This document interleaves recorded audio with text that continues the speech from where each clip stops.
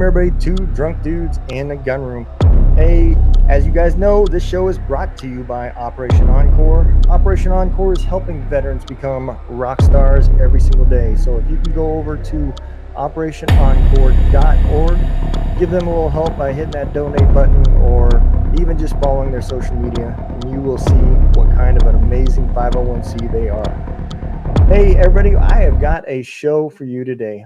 This has been a topic. Everybody knows I've also done the conspiracy theory podcast with Every Day's a Saturday. And this topic has definitely came up several times, and I'm definitely a believer. So I definitely want to introduce everybody to you, Miss June Edward. Miss June Edward is a platform psychic medium. Define that. She passed to other side at the age of 27 and came back here by choice. She has worked on missing person cases as well as consulted with many well-known paranormal groups and authors. An author and teacher of psychic and mediumship development, she created the Relationship Mastery Program, which teaches people how to change their energy, learn their 5 love lessons, repair their relationships, and magnetize anyone or anything into their lives. Let's bring on Miss June Edward. Hi. Hey, how's it going? Good. How are you tonight? I am doing amazing. So, Fantastic. one takeaway from your bio. I was with a therapy group, and they introduced to me the love languages. I had never heard that before, and that's actually a really, really cool process. And I also had a guy on here that he turned the love languages into a game. So, I mean, there's a lot to take away from just that part of it. But a little side note, I just seen that in your bio. And So these are love. Yeah, but this is very, very different from what that is. The love languages is great, but that's kind of stuck in 3D type stuff.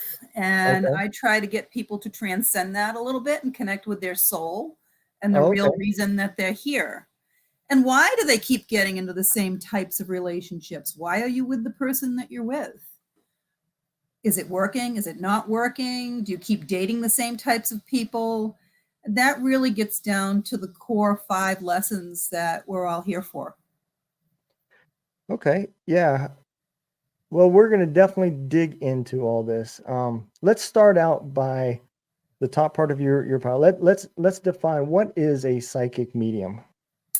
So everyone has psychic ability. You're born with it. It's that knowing. Right. Okay. It's, you're on the way to work one day and you just know you shouldn't go that way. You should take a different route and you avoid a 5-car pileup.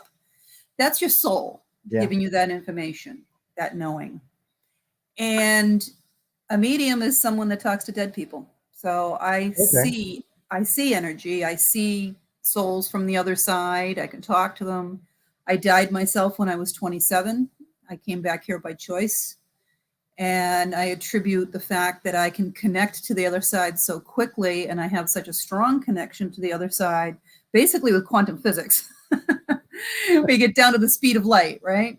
Yeah. Speed of light's a little over 300 million miles an hour. And when your soul, which is pure energy, goes into that light and then came back into this body, my vibration is automatically much higher than most people's vibration. So I attribute that to my ability to be able to connect as quickly as I do. Okay. Can you explain a little bit what is that like when you're going to the other side and talking? I mean, I don't imagine it's like a Zoom or anything. So, your soul is much bigger than what's stuffed in this little body, okay? And that's who you truly are. You're not the suit that you're wearing. So you have some of your soul in your body. People talk about seeing an aura above the body. That's the part of your soul that's right outside your body. And then the majority of your soul is actually in the 5th dimension, which is the lowest level of heaven. And that orchestrates the timing of the events that happen in your life. Because you plan this lifetime, believe it or not. You plan the events that are going to happen. There's no accidents. And when you're connecting with your soul, you're connecting with that part, that large amount of it that's actually in the lowest level of heaven. So what I'm doing is connecting more with my soul so I can connect directly with that part that's in heaven. Okay. I definitely do agree with that too, because there's definitely been I've had some weird things that kind of happened in my life that I couldn't explain. Um, the weirdest part was just like you said, that knowing. Um, I was on my way to Afghanistan, and my mom's old boyfriend, his name was Bob. I hadn't seen him in years. My mom and him had split up several years, and just out of the blue, never even thought about him for a long time. Out of the blue, I got that feeling that I should just reach out and give him a call. And when I landed in Kandahar, the first person I called was my wife, and she said, "Have you talked to your mom yet?" I said, "No." She said, "Bob just passed away." And I was like, "Wow, man." Yeah, it's amazing, huh? It That's what used is. to happen to me when I was a kid all the time because I was born with a lot of ability to begin with. And as a child, I was afraid of it. And, I would wake up in the morning and I'd have, 20, 30 people around my bed. I'd hear them call my names. I'd see the shadows. I'd be trying to hide. I was scared to death. And as I got older, I would know what was going to happen before it happened. And, I'd tell my friends and tell them in school, and they label you a freak real quick. So you learn how to keep Absolutely. your mouth shut. Yep. But anytime anybody died, even if I only knew them as an acquaintance, if another family member knew them, they would immediately come to me. And I'd tell them, listen, Joe Schmo died last night. No, he didn't. I saw him last night. So I'm telling you, he's dead. Sure enough, they'd check and he was dead. Wow. Yeah. So, so we all have a brain in our head, right? Yep. Most of us. Okay. So your brain is nothing more than a massive computer. It's there to help you process the information that you have. So when you listen to your soul, your brain will help you work through it. Okay. But your brain has a specific job. Your brain's job is to protect you. How does it do that? It does it by creating fear. So most people are making their decisions based on fear. And when you do that, it's literally a crapshoot. It's a 50-50. Sometimes it works out, Yep. sometimes it doesn't, but you're always questioning your decisions. Yep. When you learn how to make that decision with your soul, just like you heard, call Bob, you don't question it, you just do it. And it's always the right thing and it works out 100% of the time. So what I do is I teach people how energy works, how the universe really works, how to get in touch with their soul, and how to make those decisions from their soul all the time, not from their brain, to get out of their head and make those decisions. And life, when you raise your vibration, this is when the law of attraction kicks in because we're magnets. We're always either attracting or repelling. Yep. And then when you do that, your life becomes just absolutely amazing. You can really look at it from a higher perspective and see how everything in your life has happened for a reason and brought you to the next place and the next place and the next place and brought you to where you are now. Because where you are at this moment is exactly where you're supposed to be. I Always. You're I always there. definitely agree with that. You know, so when I got out of the military, I wasn't in the best mental stability, and I was pretty lost, and I made a lot of bad decisions, not understanding why, and I just dug myself deeper and deeper into a dark hole. And here recently, now we'll fast forward 3 years, 4 years. I wholeheartedly believe what you just said, because since the podcast has started, the my radio station for veterans has started, the nonprofit, I now feel more at peace and calm, and have been able to help myself go through some therapy, focus these last 18 months on myself and my mental health, and I feel a lot better at, I am now on my path. This is the path that was designed for Exactly. me, you know. Exactly. And that's what I do. I teach people my book, All's Fair in Love and Karma, is a result of my program that I created about 4 or 5 years ago called the Relationship Mastery Program. Hey, have you ever wanted to be a part of this show? You now have the opportunity to be a part of the Two Drunk Dudes in a Gunroom show. We have worked with a nonprofit that is starting called Heroes Voices Media Foundation. We are trying to help this foundation get built. You can be a part of it by sponsoring our show. Go to twodrunkdudesinAgunroom.com, sponsor the show, and you will be a part of an amazing organization that will be helping veterans. Thank you. Now let's get back to the show. And I geared the program towards people having difficulty in their relationship because I felt that they were the most motivated to do the work and change. But honestly, I had a lot of business people that went through that just wanted to increase their business. I had a lot of veterans go through that had PTSD. Yeah. And by learning the 5 soul lessons, you actually recover and you can look at life from a higher perspective. You get on the path that you're supposed to be on. And it's just absolutely incredible. It truly is. So let's back up a little bit and let's talk about how I know you've worked with several different agencies and authors, like you said in your bio. What have you found that's the most rewarding now that you've accepted your gifts and they're not scaring you no more? So honestly, there's 2 things that are extremely rewarding for me. Someone finding me that is on the verge of taking their own life, and I'm able to absolutely change their entire outlook and their life around and put them on the path they're supposed to be on. And healing souls on both sides. So for instance, if someone comes to me and they didn't have closure from a child or a spouse or someone on the other side, or there was miscommunication, lots of things. And I bring the soul through from the other side and have the conversation. I'm like the person in the middle that's just, facilitating a conversation between these two, but healing the soul that's actually in heaven as well as the soul that's here. That's just unbelievable because they can be hurting up there as well. They're no different there than they are here. They just don't have a body. So if you're here and you're grieving them still, then they can't move on over there and enjoy being in heaven. They're stuck here grieving with you because they literally live vicariously through us once they lose their body. They still want to be around you. They still love you. They still care about you. But if you're grieving them, they're really stuck.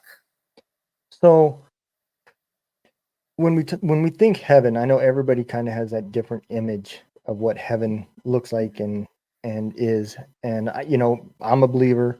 Not everybody is, but I do believe in heaven. And the 20 years of the military, I've seen evil. So you can't Yes. you can't know that there's evil out there. And I don't mean like just bad people. I mean there's evil out there. There's demons. Oh yeah. Yep. And if you Everything in can't, the universe has to stay in balance. So if you yep. have a heaven, you have to have a hell. Right. And that is that is why I believe in heaven, because I've seen the other side. And just like you said, you can't have happy without sad. You can't have heaven without hell. Everything has to stay in balance. Everything. Yep. So when we think of heaven, right? Are they able to still like interact with us in a way from there? You say that they kind of still live through us. They're constantly trying to. So it's almost like a 2-way mirror. Okay. They can see you. They can hear you. A lot of them have a lot of energy and can even touch you and move objects and things like that. But it's like they're banging on the glass. You can't see them. They're banging on the glass saying, I'm here. Can't you see me? When somebody comes to me, even if it's just to do a reading and not mediumship, I'll see, anywhere between 200 and 500 souls standing around me, just hoping that they're going to have an opportunity to speak, be seen, something. I have it pretty militarized, to be honest with you. I have a gatekeeper that keeps everybody back there because as a platform medium, I'd have an audience of 200 or 300 people. Wow. And he would line up the souls so that would tell me who to call on, and that's the soul that would be coming through. And I don't work with random souls. I work with specific souls. So if you wanted to talk to Aunt Sally, you would tell me. Now, you wouldn't tell me, but you'd call her in your head, and that's who would show up specifically, and that's who we would talk to and who I would describe. Okay. When you're talking with random people, you spend hours just trying to figure out who they are, because everybody wants to sneak through. Oh, I'm sure. Absolutely. I kind of, you said it's militarized, I kind of just pictured, like basic training and everything where everybody's sitting there for mail call, just waiting, hoping. Yeah. get a pretty much. comment or something from home, you know? Excellent. And they're hoping you slip up. And, you know, when I was first starting out and training and doing this, every now and then I'd have somebody for a general reading or an astrology reading. And then whoever wants to come through. And oh my God, if I ever fell for that, I spent 25 minutes one day describing someone. And she's like, oh, nope, I don't know her. Nope, I don't know her. I don't know her. Nope, no clue. Boom. Who was it? Their mother's next door neighbor's daughter. Okay, it Wow. was her mother that wanted to get a message to her, and she knew that this woman was going to see her. Okay, Wow. that's how adamant they are about wanting to come through and bring messages to people. So if you can understand how the universe works and you can read the messages and see the signs, I also teach people how to talk to angels, because angels are real. Angels were not human. They are a completely separate race. Their entire existence is to help us. But there's rules there just as there are here. And their rule is that you have to ask. They cannot intervene if you don't ask. Just like if you lose a piece of jewelry and you need to find it, you ask St. Anthony to help you find it. Boom, he will in 2 seconds. But you have to ask or they can't help. Wow. And they talk in binary code and numbers and symbolism. So when you understand that, you can follow the breadcrumbs and little pointers and where they're trying to take you in a certain direction. Well, you know, I never thought about that as angels being, like you said, a different race, you know? Yeah, they were not human.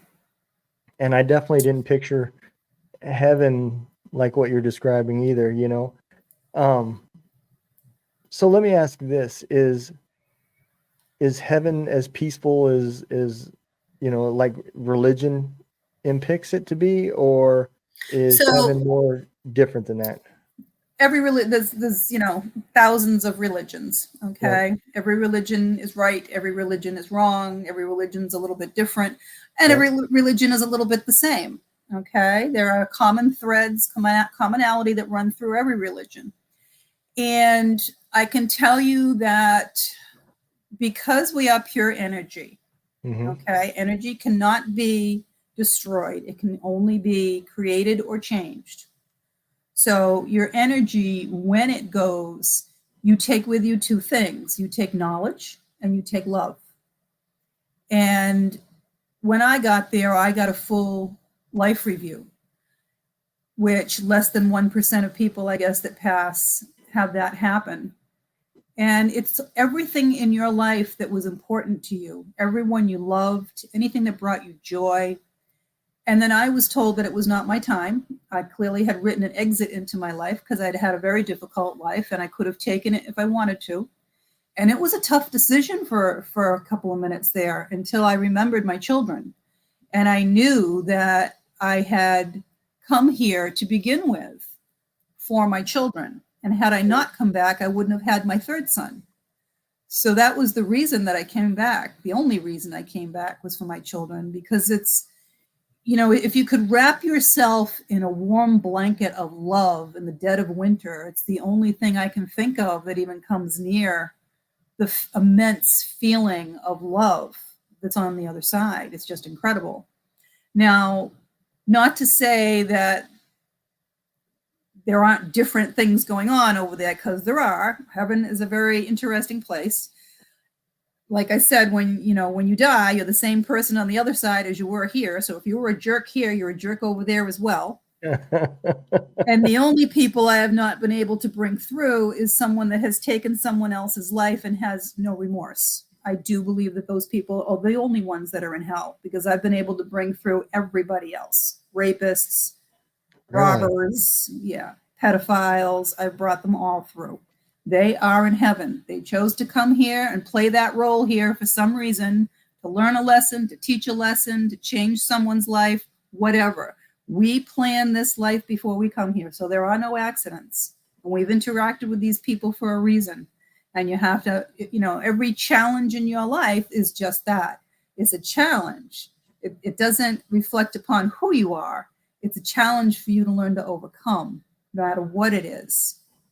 But I have brought through people. I had a girl that wanted me to bring her father through who had molested her, and he was vile. He came through swearing at me, and it's her fault. It was her father's fault. They were provocative. They were this. He had no remorse at all for it. I sent him on his way. I wasn't going to listen to his crap anymore. And she's like, well, I'm good. He hasn't changed. He's the same as he was when he was here. So, but those people have a lot of, so those are less advanced souls. Okay. Everybody's seen a child that's, a young child that's old beyond his years. We call him an old soul, right? Because there are souls that are more advanced than others. And you go to the level of heaven. It was described to me like a layer cake, because I've only been able to go to the 5th dimension. I'm not allowed to go beyond that until I pass again. But the 5th dimension is the level that I went to. But there are different levels. It was described to me that it's like a layer cake, and you go to the level based on how advanced your soul is and the belief system, so that you're with kind-like people. Okay. And I saw my parents died a few years ago, both at the exact same age, on the exact same day, 1 year apart. And I was with my mom when my mom passed, and I watched her soul leave her body. And I actually saw her go to the other side and go immediately to my father and my 2 sisters. And the angel that took her, I asked him, he was sitting in her room during the night. I asked him what his name was. They're always teaching me from the other side. He said his name was Makael. Never heard of Makael. So I researched angel Makael, and it said it was the angel that brings advanced souls to the higher realms. So apparently they're more advanced souls. They had very difficult lives, and that's where they went. I did more research, and Makael is Archangel Michael as well. But had he told me his name was Michael, I would not have looked it up, and I would not have known that he takes advanced souls to the higher realms. Wouldn't have had any idea. They're always teaching me something from the other side. Wow. Yeah. Man, this is so different than what I pictured. It's pretty complex on the other side. It's not easy peasy. You're dead and you're in a box and it's over. It certainly does not work that way at all. And I brought, the first person that I ever brought through when I was in training for my abilities, because I trained for 1.5 years before I did anything, because I needed to learn how to control it. It was a friend of mine that I grew up with who had committed suicide when he was about 28. And he came through crying, remorseful, very, very sad. And at the time, I didn't know how to clear that energy out. So I walked around for 3 days like he was, because I took on all his energy. And I went to visit his grave at the cemetery. Not that they're there, they're not unless you call them there. But it just so happens I missed his funeral. I was in the area. I wanted to pop in for some reason and see it. And again, there's a reason for everything, right? There's nothing's random. So when I went in and I had to look up the number, I went to find the grave and it was open. And I'm like, oh my God, why is this open, right? He showed up immediately to tell me that his parents had passed and that's who they were burying. And I didn't ask him what happened. Maybe it was an accident or something. I don't know, because it seemed to be both of them at the same time, unless they had passed within days of each other. And he was very, very happy. He said he had, talked to them when they came to the other side. They understood everything that happened. They weren't angry and they weren't hurt anymore. And, he was happy again. Wow, that is awesome. Yeah. But if I had been able to talk to his parents years earlier, he would have been in better shape on the other side, because he would have been able to make that connection earlier. Yeah. Yeah, that definitely makes sense. So let me ask you this from a military standpoint, right? Because I've asked chaplains this and everything else, and you were talking about people that had killed somebody. Soldiers in combat, there's a lot of death, and there's definitely a lot of bad stuff that happens. What about those kind of situations? So you have to remember, again, you planned this life before you came here. And this is basically, you're acting in a movie. This is what you're doing. You're acting in a movie. So if you chose to play that character in this movie that's, I don't know, torturing people and hurting people or whatever, you have to first forgive yourself, okay? You don't go to hell for it, I can tell you that. And as long as you haven't killed someone and you're getting joy from it, those people go to hell. If you're I got you. remorseful, say, if you're remorseful, you've had to do it because it was part of your job, you were trained to do this, you're a sniper, this is what you're supposed to be doing, you're supposed to be protecting other people, and this is the way it's done. That's remorseful. You're not doing this out of joy. You're not doing this Right. because you're possessed by a demon and you're evil. That's Right. very, very different. Okay. Those are the ones that are in hell, not the people that have had to go through this and be put in a very, very difficult position because it's what's required of them in this lifetime. And that's similar to a definition that I heard. It was on another podcast, and it was the first time, because the chaplains, I never really bought into their story.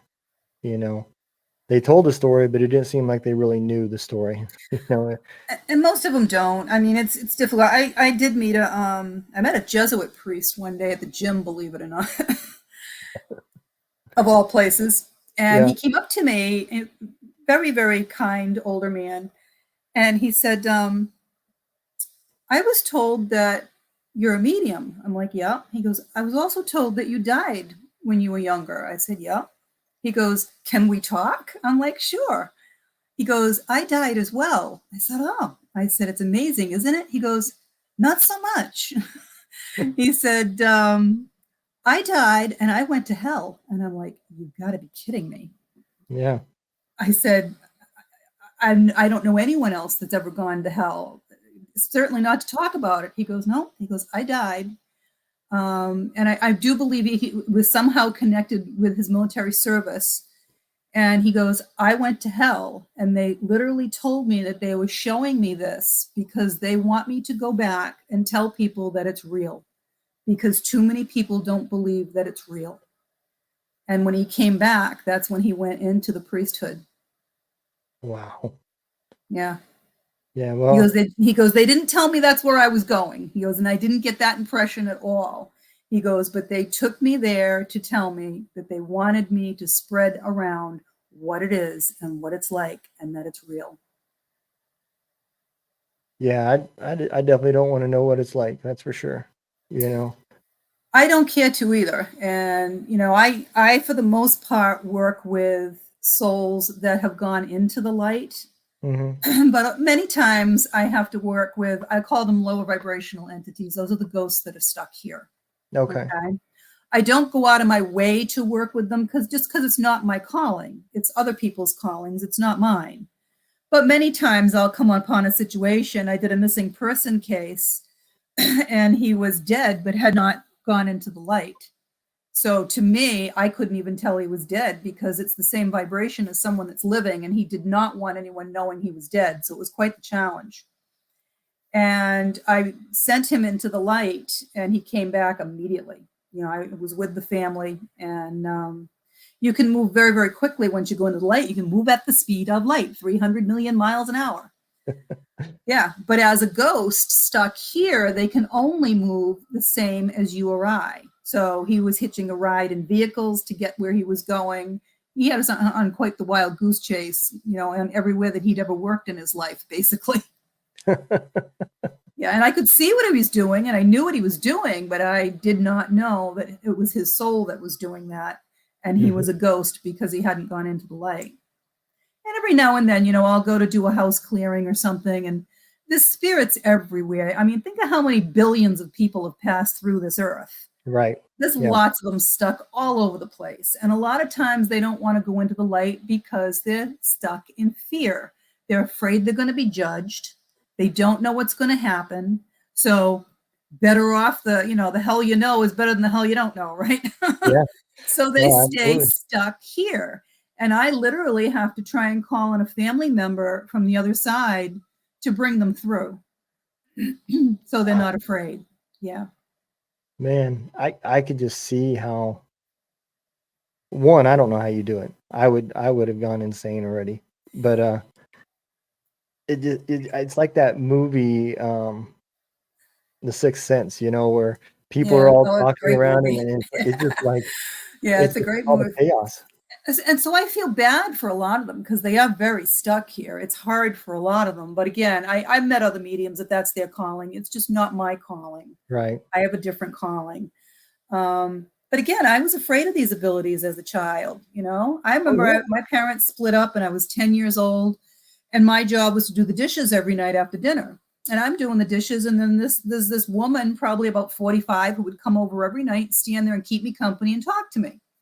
I didn't know nobody else saw her. I was the only one in the kitchen.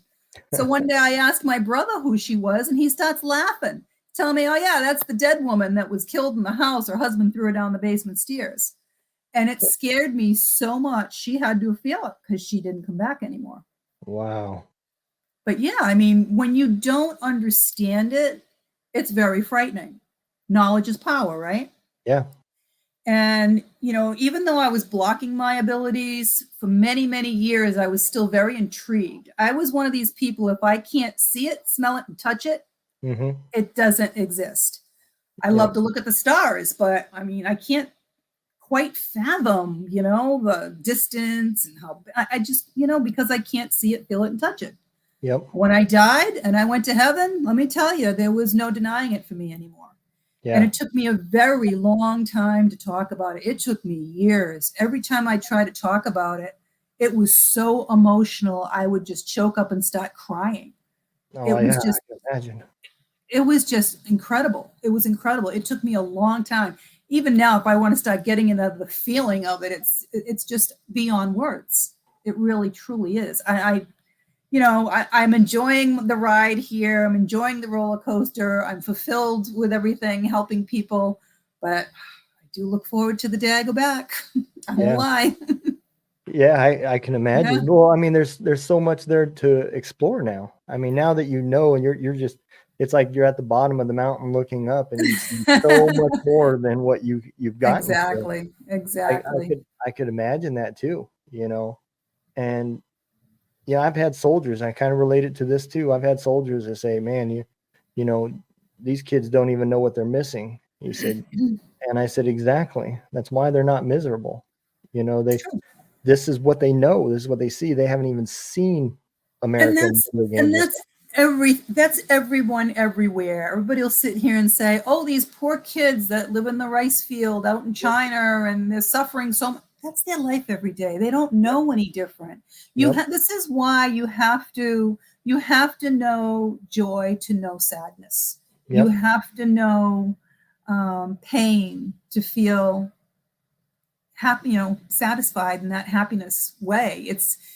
Everything has to stay in balance. And if they haven't received, anything, that they don't know anything different, they're not suffering as much as we think they are. Sure, they could live a better life, but it's not like they're living their life in pain.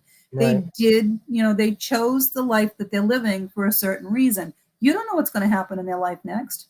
You don't. Maybe one of them's going to end up, getting adopted, going to college, becoming a heart surgeon. You don't know. Yeah. Everyone's path is different. And they planned it, and the crazy part about that is, like you said, I planned my life. I didn't do a very good job, but I planned it. But I have no clue. Sitting here right now, I can't even tell you what I planned, and you're not supposed to remember. Right. You wouldn't enjoy it if you knew. So if you knew everything was going to happen in your life, would you even bother to get out of bed? No, you wouldn't.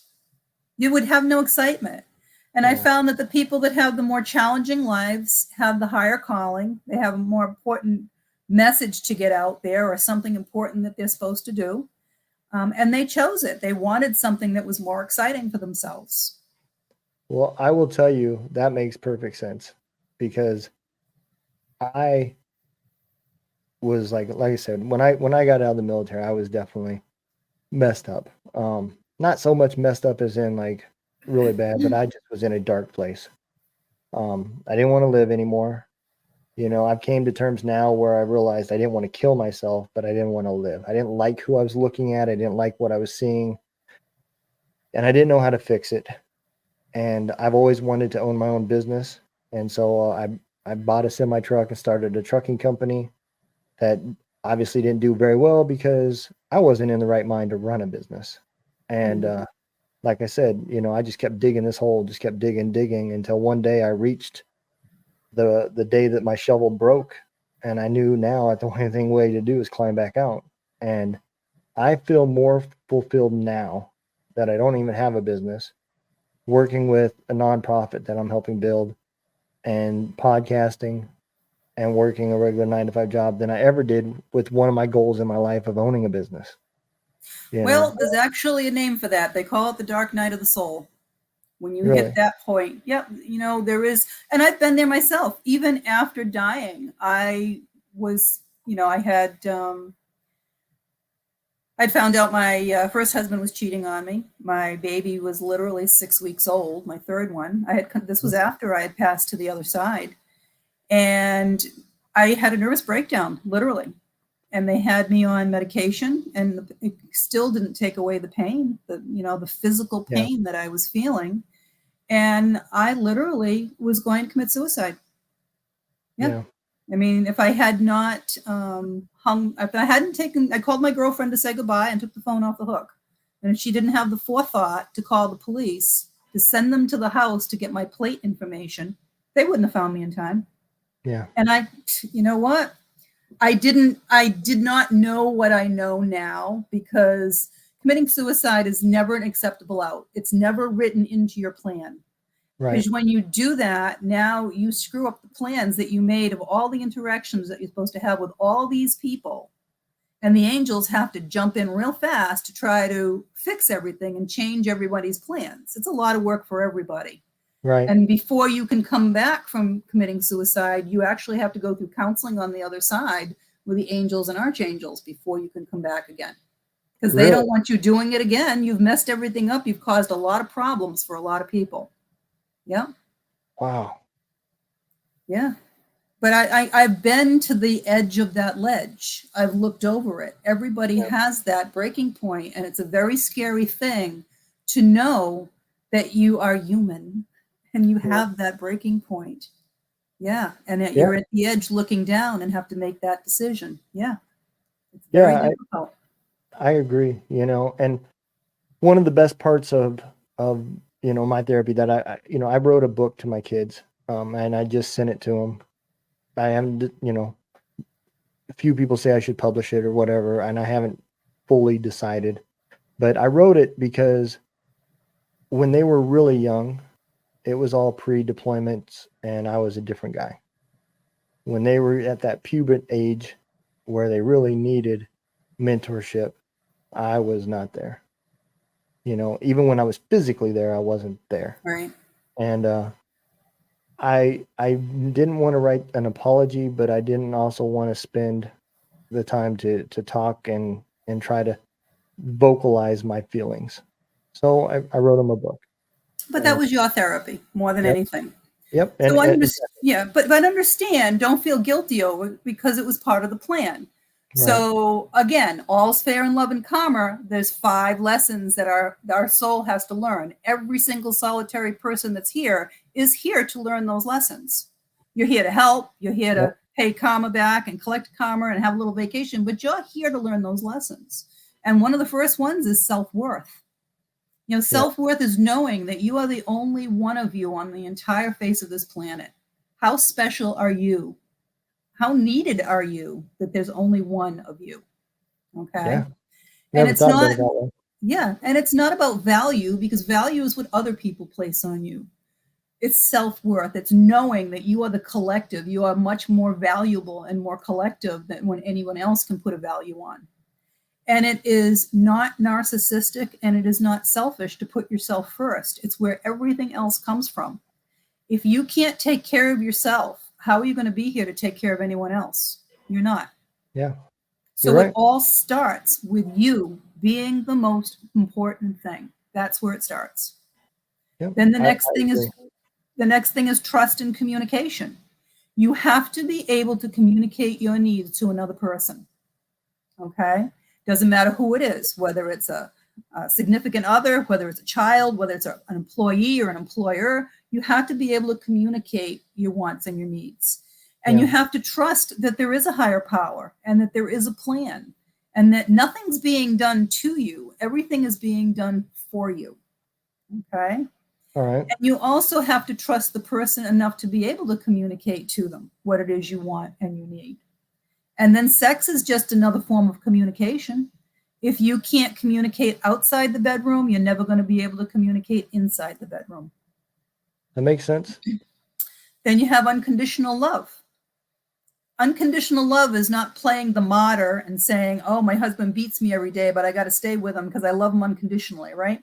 Right. No, that's when self-worth steps in again, right? Yep. Because every lesson reinforces the previous lesson as well. Make sure you learn them all and remember them. Unconditional love is saying, listen, I'm really grateful that we had this time together. I'll always love that time. I'm grateful that we had the kids together, whatever. But I'm not getting joy. This isn't doing anything productive for either one of us. It's time for us to part ways, and I wish you all the best. That's unconditional love. Suppose you had a child that you love unconditionally, and they do something horrific. Maybe they murder a neighbor in rage, and they go to prison the rest of their life. You don't like what the child did, but hopefully you still love your child. That's unconditional love. And that's what we're here to learn as well. Then you have money and balance. Everything in the universe has to be in balance. You have to be able to have an even exchange of energy. Money is energy. That's why it's called currency. Okay. And we don't walk into a grocery store yet and drop down $10,000 to buy a bunch of bananas, but money highlights whether or not you're in balance so that you're having that even exchange. Suppose all you do is work 40, 50, 60, 70 hours a week, right? Yep. Just because you want to earn more money. Well, now your life's going to be out of balance, right? You're not going to have any time for your family, your friends, to take care of yourself. It's highlighted by the money. And then you're just saving the money. Yep. Well, you're saving the money. You're hoarding the money. You want to make more money. You want to keep money. Guess what? You don't even value yourself enough to spend the fruits of your labor on yourself. Now the self-worth is kicking in again.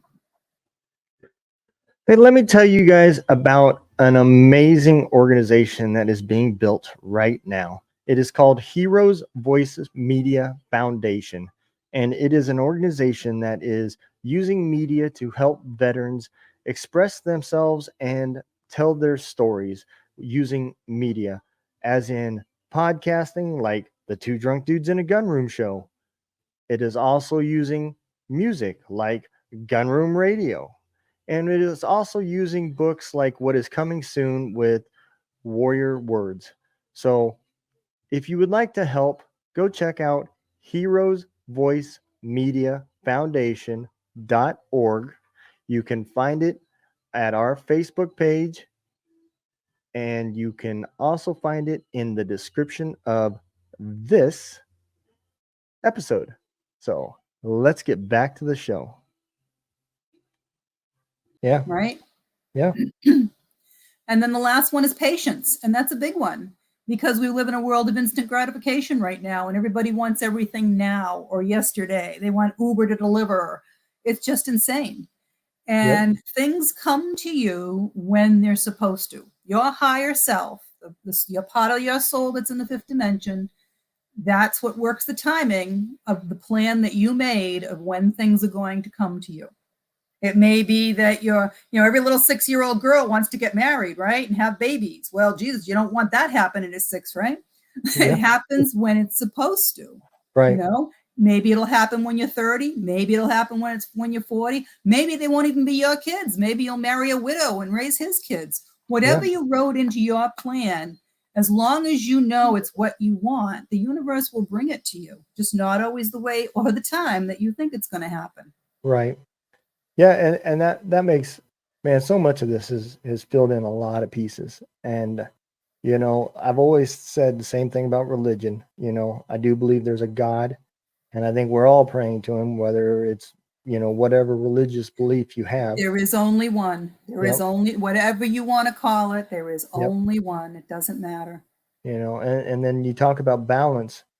If you take a step back and you put all your personal thoughts and you look at how Earth is right now, all these countries, I think you could safely say we could all agree at one thing.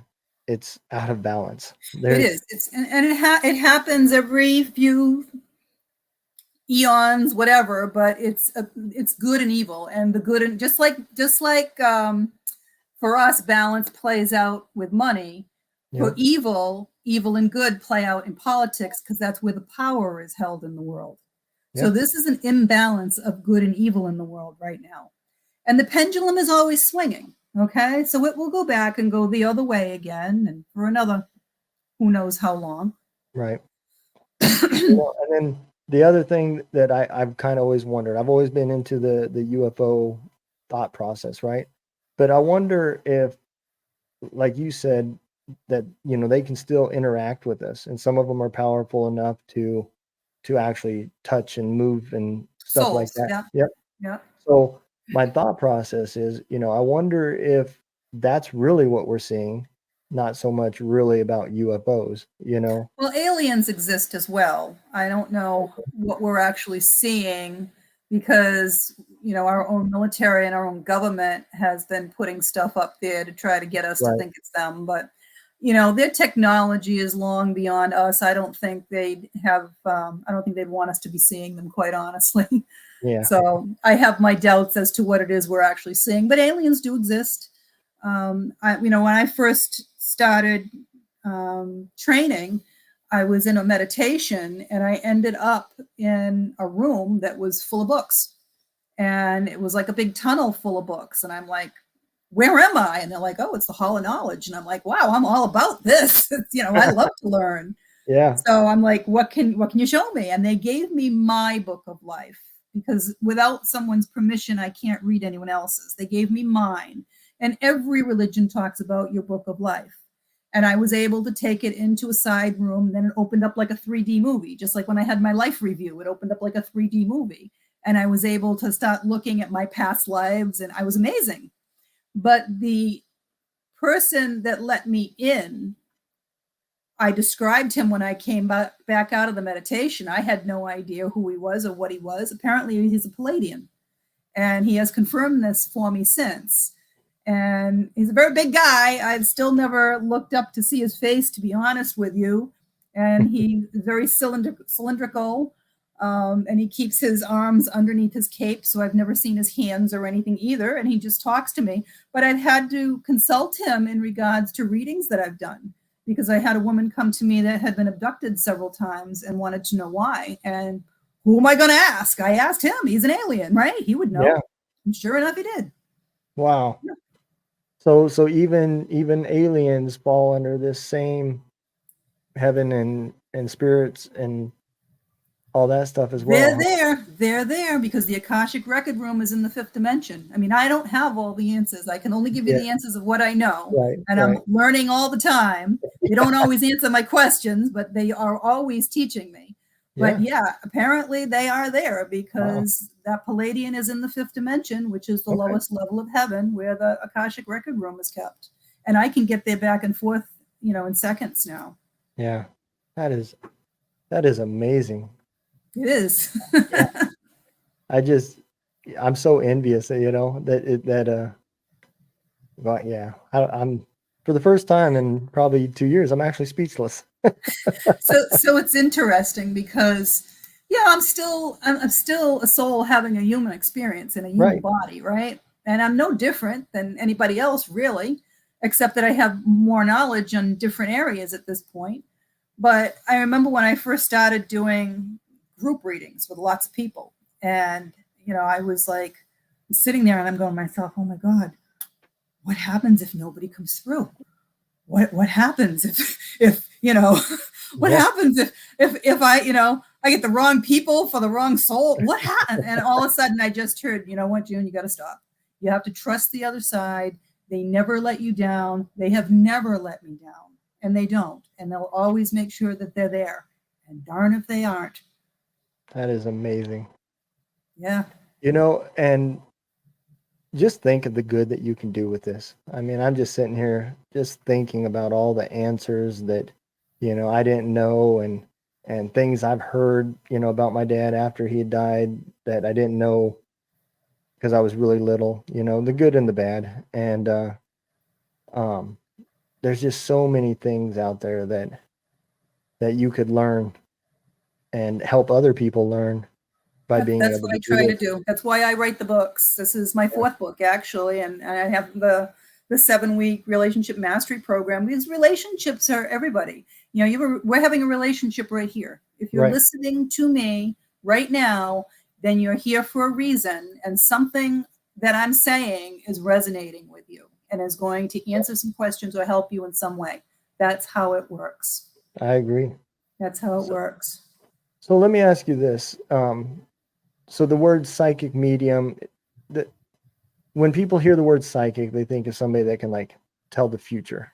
You know, Mhm. are you able to do that too, or is I the am. term psychic medium I one thing? am. Okay. No, so like I said, everyone has psychic ability. I believe everyone has mediumship ability. I tell people it's kind of like playing a piano. Some people sit down and all they're going to play is chopsticks, Yep. okay? Because they're not listening real well to their own soul. Other people can really apply themselves, learn a couple of songs. Other people really want it and they'll teach themselves to be concert pianists. I happen to be the child prodigy that sits down and plays Mozart. My Yeah. abilities are very, very strong. I'm grateful for them. Yeah. But everyone has the ability, and if you apply yourself, you can. It's like anything else. The more you do it, the better you get. That's pretty much how it works. So And one of the big things with mediums is, you know, again, we're having a human experience. So people let their egos get in the way. right. They don't want to say something because, oh my God, I could be wrong, or I'm going to feel foolish or something. And you can't do that to do the work properly. Right. I just give what I get. And it Yep. may sound really stupid. I can't help that. I can only give out what they give me. And if you're not supposed to know, then they're not going to tell me. It's that Right. simple. And they're not going to give me information that's going to alter or change your life. Right. They Yeah. can't So do that. people asking questions about like when I'm going to die or how I'm going to die and stuff like that, those aren't answers you're going to get. Not necessarily. Um, so I do a bunch of different things. I also do numerology and astrology combined, which is the destiny cards. And I've been able to predict 2 people's deaths within a couple of weeks. Wow. Actually 3 people at this point. One person was being asked by family, so I let them know about when it would occur because the person was older, so they could be prepared. And the other 2 were people that were personally in my life. Wow. Yeah, but it's not something I would sit there and try to tell you when you're going to die. No. Right. I was Um, just thinking of types of questions a customer or somebody would come in that, you know, would ask, and it makes sense that you don't want to alter their path, you know. well, you So can't, and they're not going to give me information if it's going to alter your life. They won't. They absolutely won't give me that information because that's not what we're supposed to be doing. right. We're not here to alter your life. Can I tell the future? A lot of times, absolutely. You know, I told a friend of mine that this girl was going to be in his life for a long, long time. And he kept saying, no, no way, no way, no way. Well, they just got married a week ago. Awesome. Yeah. I mean, I would have took a psychic to get me to believe that, you know, me and my wife, we started dating in 7th grade and we're still married today, you know, even though I'm in Missouri and she's in Georgia, you know, and I go home once a year to see the family and everything, but yeah, we're still together. You know, I wouldn't have it any other way. I don't know how she feels, but I wouldn't have it any other way. She might like the separation part. I don't know. You know, everyone has a different path. Everyone has a different journey. Yeah. Who are we to judge, right? Yeah. You know, Well, quite honestly, the only ones that I'm still having difficulty with are the pedophiles. I have a real problem with that. I you and know me both. for whatever reason that's their I don't get it. I just don't get it. I can't wrap my head around it, and I probably never will. No, I don't either. And Yeah. it shocked me when you said that, you know, even they're even in heaven. And They are. I don't understand Absolutely, that at they all. are. Absolutely. Absolutely, they are. I would have to tell God, hey, this is California. We need a recount, or this is Florida. We need some of these people got to go. But But you yeah, know, quite honestly, everything serves a purpose. If you yeah, know, I mean, I was a victim myself as a child, and if I hadn't gone through it, I wouldn't be the person that I am. If I hadn't gone through the things that I'd gone through in life, how am I supposed to counsel somebody else that's gone through it? Right. You have to walk a mile in somebody's shoes. How are you going to relate, really? Yeah. And so You're right. I had a very difficult upbringing, but I attribute that to the fact that this is where they wanted me to be so that I could help other people. Yeah. And you know, I'm seeing that more and more every day too. I've always had a temper. Even when I was little, I used to like to fight, and that was just me. And I got a lot of it from my biological father. I lived with my grandparents, so I call them mom and dad, because I've never lived with my biological parents. But I've known my dad, and I know my dad has always not been a good man. You know, he's lived a very not a productive life. Yeah. You know, and he has a very bad temper, was very violent, and so forth. So I do relate that that's probably a little bit where my temper came from. And the stuff I went through the military, all that did was just increase that, you know, more so of compressing feelings and not having any out was So again, you planned it. So what lesson was it that you needed to learn? Trust and communication, probably, and oh, self-worth. yeah. And yeah, trust is a huge thing for me. Yeah.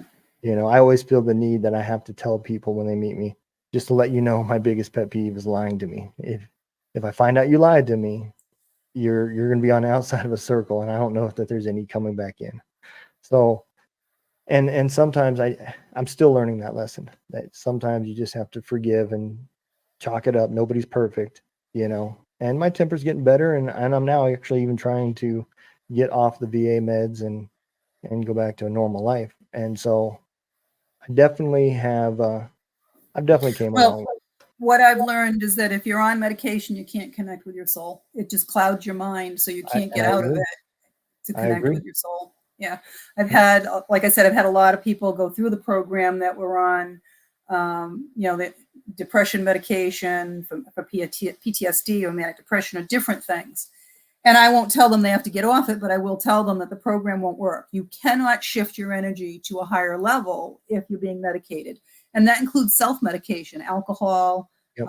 marijuana. All you're doing is self-medicating, and you're Yep. not getting in touch with your soul at that point, and you're lowering your vibration.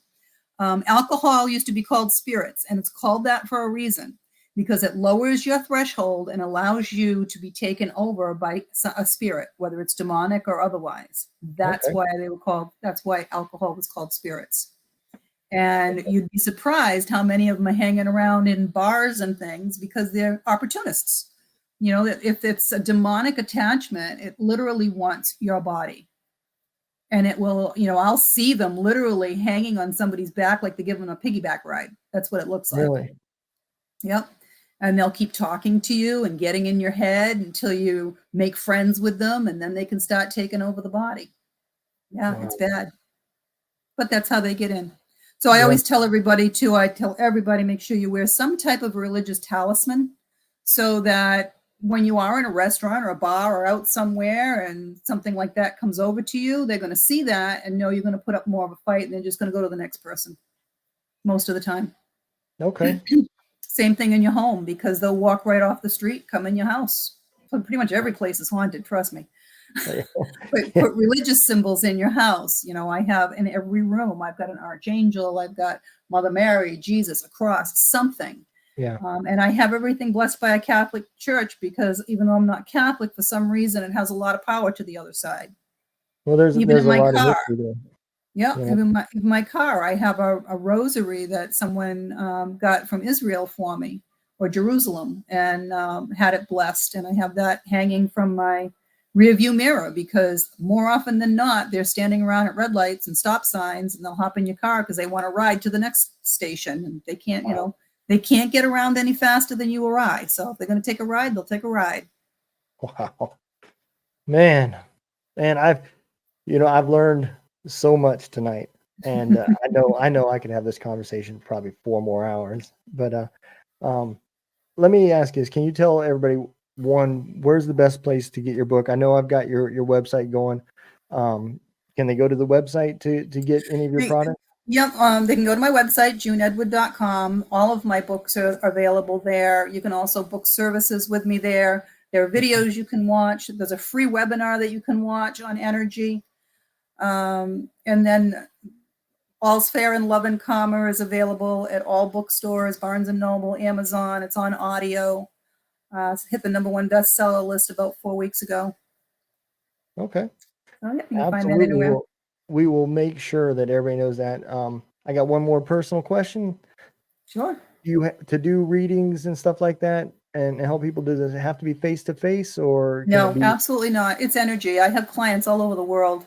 Okay. If you're not in the United States, then I use either Skype or Zoom.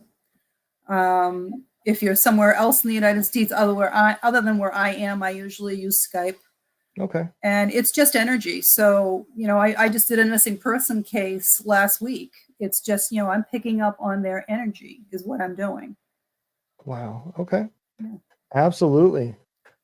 Well, Miss June, why don't we go ahead and say goodbye, and then we'll I'll throw the little end of show video. Man, I've had such a great time. I'm definitely going to have to ask you to come back, and we'll definitely do another hour segment another day. But you have given me so much more to think about. I have definitely, I don't know, a lot of the stuff that you just said, man, pieces of a lot of things I've always believed together. So my first book is on the website as well, A Night on the Other Side, and that will teach everyone how to meditate properly, how to get in touch with their soul, how to clear their homes out, all that kind of stuff. Everything that I used to teach, I put in that book. Okay. And I think that would definitely be the best place to start for somebody, because if you can't get to know yourself and meditate, just like you said with the antidepressants and stuff. Well, I put the meditation directions in all my books. So All's Fair in Love and Karma has a whole section on it as well. Okay. Yeah, because it takes away your balance. There's no happy, there's no sad. You're just here. So exactly. That makes sense. Here's a nice place to be. Yeah, some days. Some days I'll take here. But the other days I like that roller coaster too sometimes, Well, the highs aren't so high and the lows aren't so low. They're still there. Yeah, you're right. Well, I'm gonna go, like I say, go and throw this. If you don't mind hanging on for afterwards, we'll chat for a few minutes. Thank you. All right. You guys take care. Everybody be safe, man. We will see you for the next episode. I hope y'all enjoyed it as much as I did, because I definitely learned a lot. So if y'all ever want to get a reading, JuneEdwards.com or JuneEdward.com, no S. And I will make sure all the links are posted in the bottom and everything we do. So you guys will, anytime you see it, you'll definitely be able to get there. Y'all take care. Be safe. Love y'all.